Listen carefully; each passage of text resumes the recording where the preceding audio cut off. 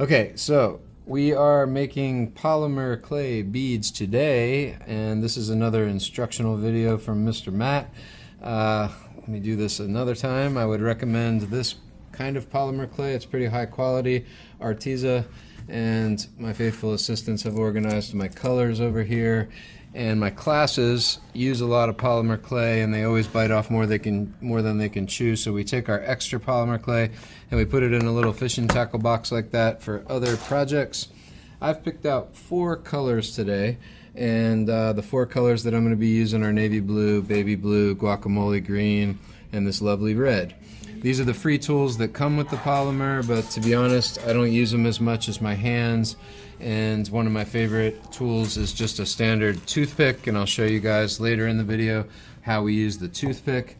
So the first step is, when you've got these 4 colors picked out, you make blankets. And I often compare this to rolling sushi or to making little miniature burritos.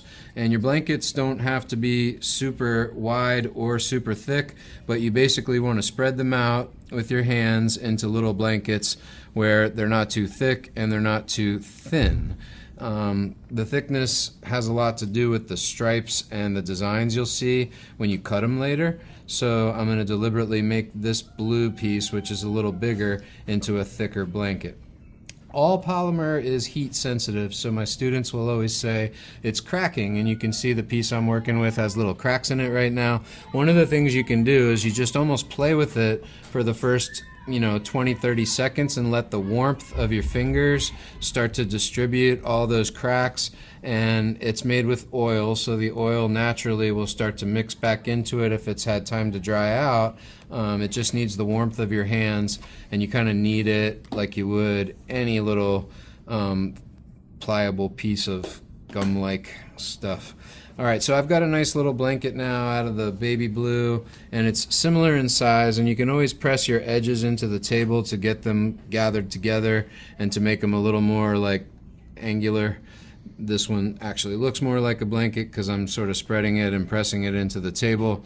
This one's a little wonkier. It doesn't necessarily matter, and I'll show you why in a minute. The blue is a much smaller piece, but you can pull it off with a blue. I'll actually use the blue since it's my smallest. I'll roll it into a coil with my hands, and I'll take this coil and I'll just lay it right down. And it doesn't matter, but your stripes will come out in the order that you put them down. So I'm going to have the dark blue on top of the red's going to be on top of the blue, and then I'll put a little green in the middle. And it almost reminds me of guacamole, so I'm going to do the same in this case. First I roll it out to get the size right, then I'm going to push it down with my finger to spread it out and get it a little bit wider. And so just like you were making sushi, you'd have your biggest, thickest piece on the bottom, and then the widest piece next, and then third in line would be this guacamole piece right here, and then finally the center of the sushi roll. And this is where it gets kind of fun. There's no totally exact method to this, but you just start to gather it with all of your fingers. And if you've used sushi, there's a way you can do it with a piece of paper, but when you're using polymer clay, it's nice because you can slowly start. You see how the blue is starting to spread around the edges right here, almost like a hot dog would be inside of the bun. The blue becomes the outside, and as you start pinching and gathering and pinching and gathering, the blue becomes the outside of the burrito or the sushi roll, and then it's gathered together pretty nicely. And it's naturally going to start spreading out. It always does that. But it gives you some really interesting shapes at the end. And so now I just take the heel of my hand. Most of you have played with Play-Doh before, and so you get the idea. It'll start to make a more noticeable seam. And you can get quite a few beads out of these little teeny pieces. Generally speaking, I think for making a good necklace, if you're going to use spacer beads, some of you know what I'm talking about. You just want your beads to be about pinky sized so that your spacer beads create a necklace. And I think about 12 to 20 beads make for a pretty nice necklace, especially if you're going to do clasps, and you can make it a little smaller necklace and it'll fit more exactly around somebody's neck. I'm not going to spread it out any more than that, but one of the things I've learned to do is gather the edges. So I'll push down this side to make it a little rounder so it doesn't just stick out, and then I'll do the same on this side. I'll just push it down into the table to make it a little more round, so that it doesn't stick out. And then once I've gathered both edges and rolled out the sushi pretty well, now it's time to bring the knife in. And I would say you can make your beads any shape you want, but you want to portion out the clay so that it's pretty equal. And I usually start with something about that big, and I'll do one. That's a pretty cool design so far. And you're looking at the cross section of these beads, and we'll talk about piercing in just a minute. 2, 3,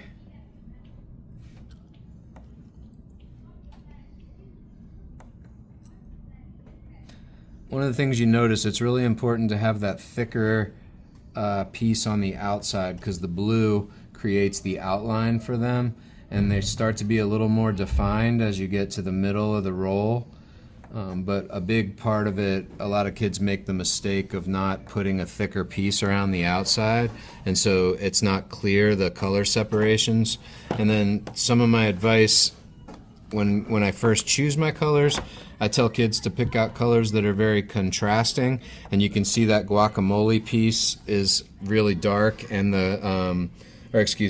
really light next to the dark blue, and that creates some pretty nice contrast. And then having the light blue and the dark blue, they complement each other. And so you can see I'm getting up there closer to like 20 pieces for this particular roll, and that's going to work out really well. Let me give my camera person a minute to zoom in on these so we can see the cross section of them a little better. And you can see all the colors are pretty well defined now. Let me finish cutting, and we will talk a little bit about how to pierce these things. Piercing, again, that's an easy one to make a mistake. A lot of times when kids tell me they've got this, I go stand behind them, and I'm like, wait a minute, why are you piercing your holes that way? No one's going to be able to see them on your necklace. Sometimes I'll take these two oddballs right here. These are my oddballs because you notice it doesn't have the same pattern as the others. These are the ends of the roll, and if we count them, I've got 4, 8, I'm going to have plenty to make a necklace, 12, 16, 20. And then these are my two oddballs right here. It's kind of fun to just make some irregular beads, and I have like a whole container of them, and you do that by just rolling them in your hand and see how they spread out and the color gets all around them like this. That's kind of fun. And so I would recommend, if you get 2 end caps that don't follow in the same pattern as the middle parts of the roll, just roll them in your hand and make sort of a football, rugby ball shaped bead. All right, so now getting on to the piercing. My favorite is a standard toothpick because it doesn't seem to stick, and the sticking can be super, super annoying.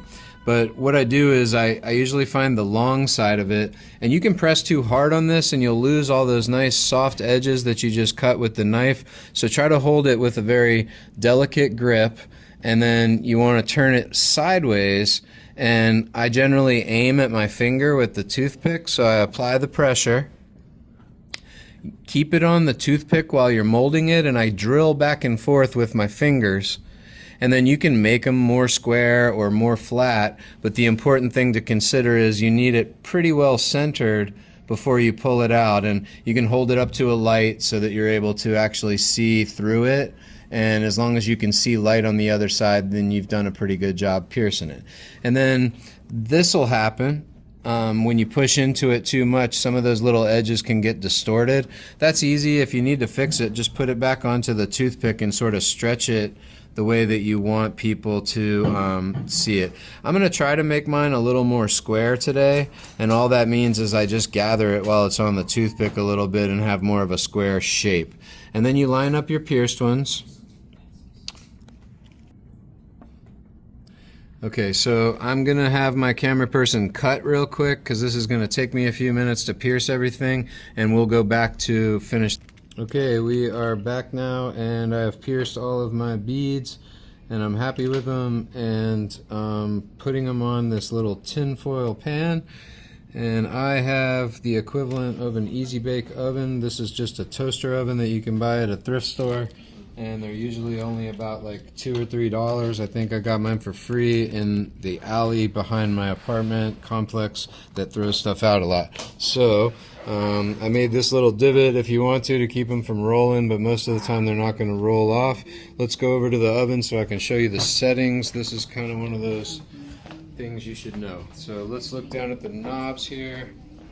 You should set it a little higher than they recommend. Most of the time people will tell you 150. I always set my oven at about 250. You need to make sure it's on bake, and you need to make sure if it has this feature, turn it to stay on. Otherwise it'll go on a timer and it'll try to toast your beads, and that's not what you want to do. So then I slide this little shelf in until it's ready, and other students at this point can add things to the project, but usually I tell my students if you're going to have like 10 people in there baking things at once, you should try to organize all your pieces to the side, and then you just close the oven and you make sure that you come back and check them in about 6 or 7 minutes. And they're a little hot when you check them, and we'll finish the video in a minute when I come back and check them in about 7 minutes. Hey, it's me, Mr. Matt again, and just wanted to show everyone the finished product here. I guess one thing to take into consideration is this is an extremely small necklace. So where I suggested 20 beads, maybe 30 to 40 beads would be better for a bigger necklace. This would qualify as a choker. Or I can give it to my 4-year-old daughter. It would be the perfect size for her. And that, I think, was the last part of the video that I was going to show everybody. So go make a polymer clay necklace with beads that you design like a sushi roll.